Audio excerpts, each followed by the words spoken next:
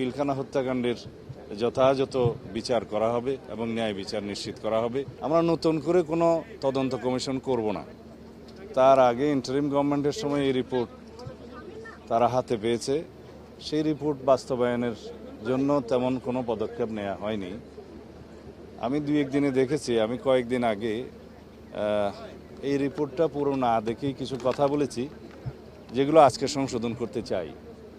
আমরা নতুন করে কোনো তদন্ত কমিশন করব না, যেহেতু জাতীয় একটা স্বাধীন তদন্ত কমিশন গঠিত হয়েছে এবং তারা দক্ষ উপযুক্ত ব্যক্তিদের দ্বারাই গঠিত হয়েছিল।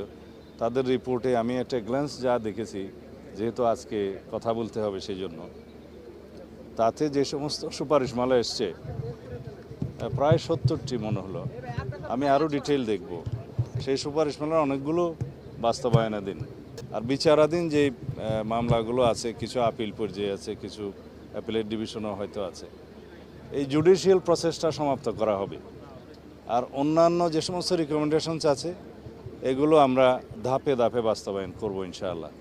এবং শহীদ পরিবারদের এই জাতিকে আশ্বস্ত করতে চাই যে পিলখানা হত্যাকাণ্ডের যথাযথ বিচার করা হবে এবং ন্যায় বিচার নিশ্চিত করা হবে, যাতে এই জাতীয় কোনো ঘটনা আমাদেরকে জাতীয় জীবনে আর না দেখতে হয় ভবিষ্যতে। সেজন্য যে সমস্ত পদক্ষেপ নেওয়া জরুরি, সমস্ত পদক্ষেপগুলো আমরা নেব ইনশাআল্লাহ।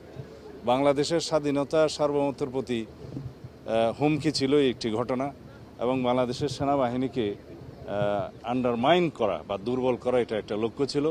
সেটা তাদেরই থাকতে পারে যারা বাংলাদেশের স্বাধীনতা সার্বভৌমত্বে বিশ্বাস করে না অথবা একটা দুর্বল রাষ্ট্র হিসেবে এই দেশকে দেখতে চায়।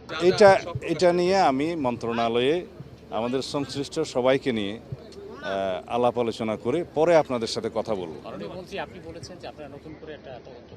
না, এটা একটু আগে কি বললাম যে আমি তো পুঙ্খানুপুঙ্খ রিপোর্ট না দেখে কথা বলেছিলাম, আজকে এটা সংশোধন করলাম, একটু আগে তো বললাম। আমরা এই স্বাধীন তদন্ত কমিশনের রিপোর্টটা ধাপে ধাপে বাস্তবায়ন করবো ইনশাআল্লাহ। এবং যাদের দিয়ে গঠিত হয়েছিল, যে সমস্ত রিকমেন্ডেশন এসছে, এটা গ্ল্যান্স আমি দেখেছি, পুরো দেখতে পারিনি। These are good.